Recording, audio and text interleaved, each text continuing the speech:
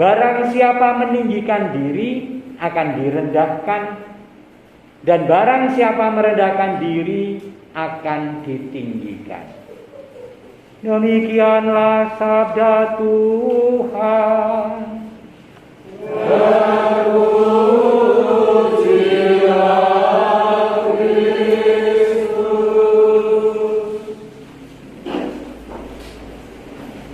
Saudari-saudara yang dikasihi Tuhan, perlombaan dulu cangkriman.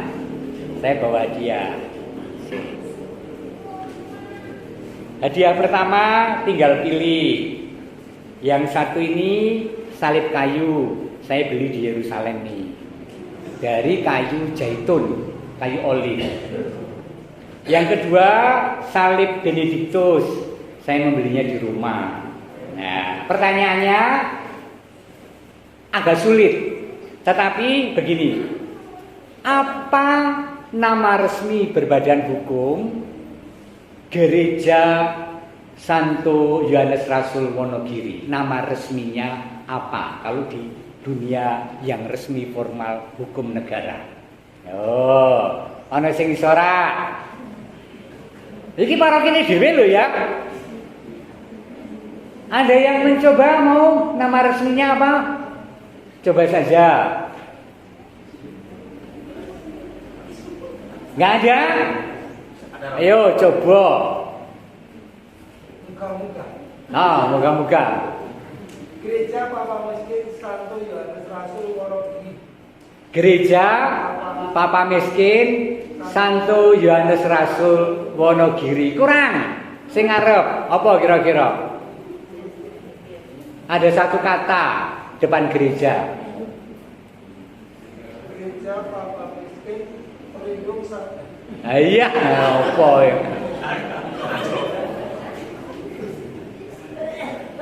Sebelum gereja ada satu kata. Yuk. Paguyuban Gereja Papa Miskin Santo Yohanes Rasul Wonogiri. Benar ya, paguyuban. Paguyuban atau perkumpulan sering ganti menurut hukum ya. Perkumpulan Gereja Papa Miskin Paroki Santo Yohanes Rasul Wonogiri. Mrene, Pak. Niki syaratnya ijolan karo jip ya. Sing ndi milih.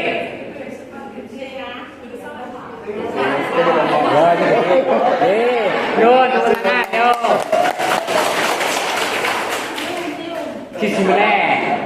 Sisi meneh. Saiki iki nggo bocah-bocah. SMA ke bawah. Yo. Siap? Apa arti singkatan dari KLMTD? Ya, ini terkenal. KLMTD. Yuk. SMA ke bawah. Tinggal pilih mau ke Roma atau ke Yerusalem. Loh. KLMTD.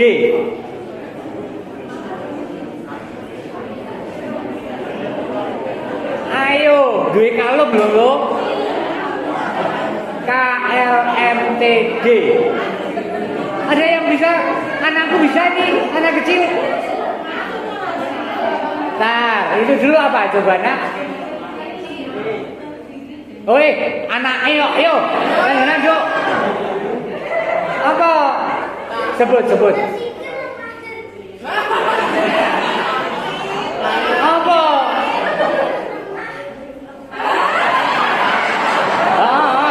Apa weh? Tersinggi. Yo, nyo. Gini. Yo. Duk, kowe mau duk? Apa? K kecil, KL lemah, M T D ya betul ya, nyodonyo ya. Milih di kowe. Milih sing ndi? Ya oke, ya ayo. Wis iki tak buahe rasa tak keke. Saudara-saudara yang dikasihi Tuhan, gereja kita Keuskupan Agung Semarang itu memilih sebagai lembaga hukumnya nama yang sangat luar biasa. Perkumpulan atau paguyuban gitu kan. Perkumpulan Gereja Papa Miskin, PGPM. Masing-masing keuskupan berbeda, tetapi Semarang memilih PGPM sejak awal. Jadi sejak berdirinya sudah hampir 80 tahun yang lalu kan berarti PGPM. Kenapa?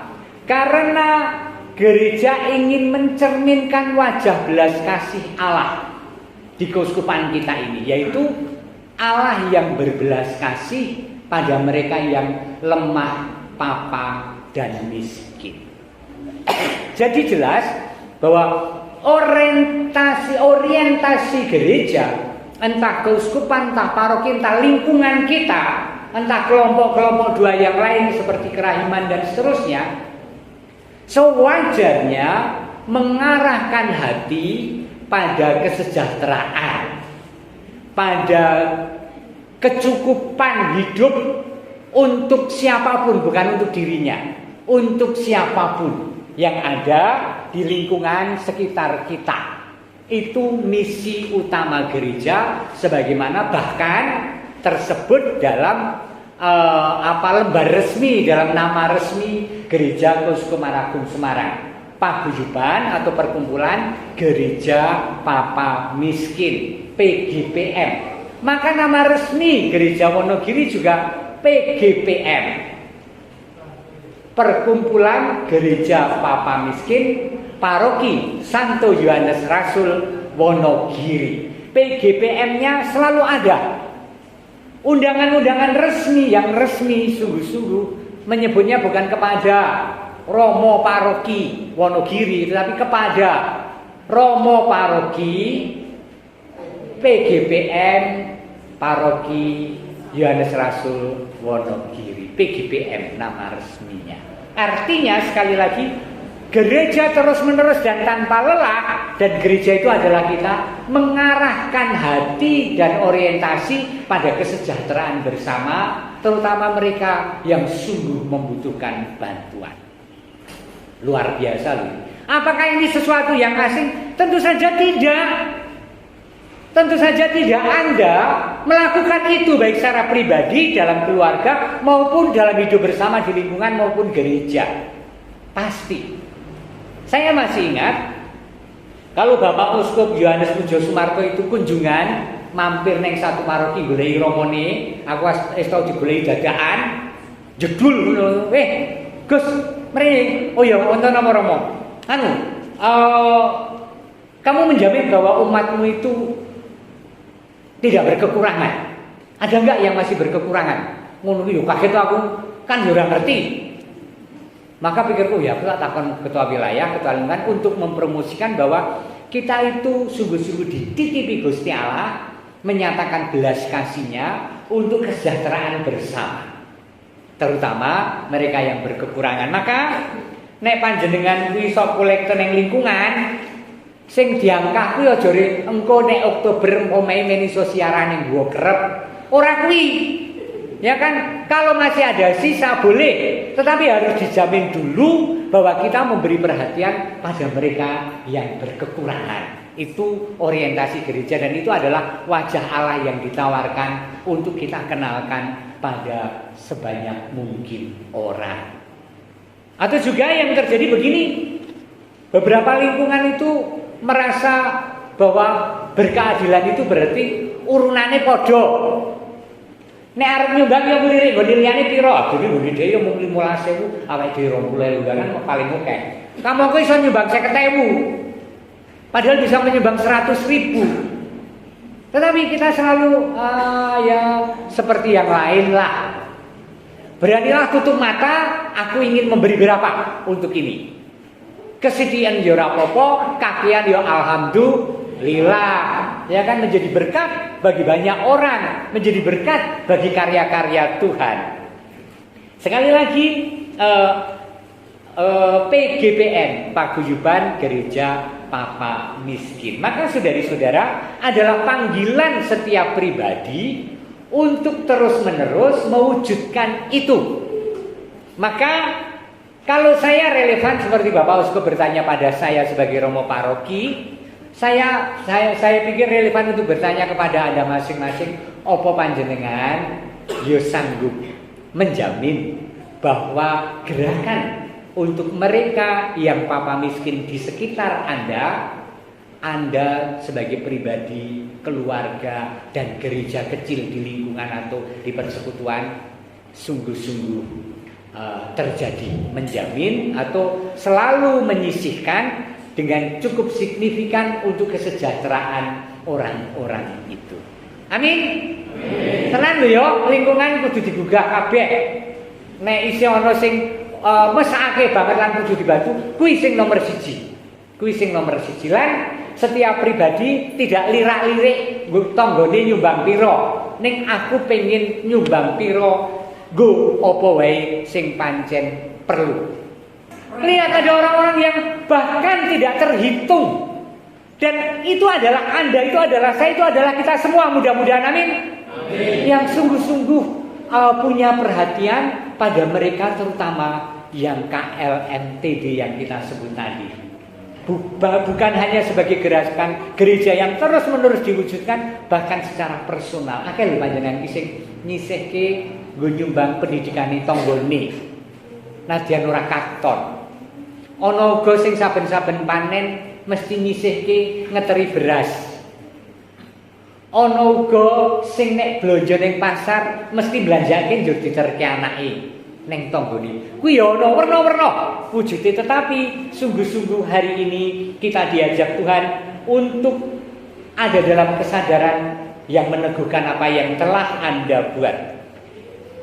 Bacaan pertama hari ini, Tuhan adalah hakim yang tidak memihak. Ia tidak memihak dalam perkara orang miskin, tetapi doa orang yang terjepit didengarkannya. Jeritan yatim piatu tidak ia abaikan. Demikian pula jeritan janda yang mencurahkan permohonan. Melalui siapa Tuhan memberi perhatian itu? Pengabulan doa, tetapi juga melalui kita, tangan-tangan Allah ini, untuk sungguh-sungguh memberi perhatian pada saudari-saudara kita, bukan karena kita kaya. Banyak hal terjadi bukan karena seorang atau beberapa orang kaya melakukannya. Saya ingat ketika mengadakan sidang KWI pertama, Sagi sidang gereja seluruh Indonesia dari kantor saya Kerawang di KWI tahun 2000, yang mengubah sidang yang dihadiri hanya oleh para uskup tadinya menjadi sidang juga perwakilan umat. Maka karena biayanya besar bermiliar, kemudian saya mengirimkan permohonan-permohonan kepada pemilik dan perusahaan yang kiranya bisa menyumbang. Apa yang terjadi?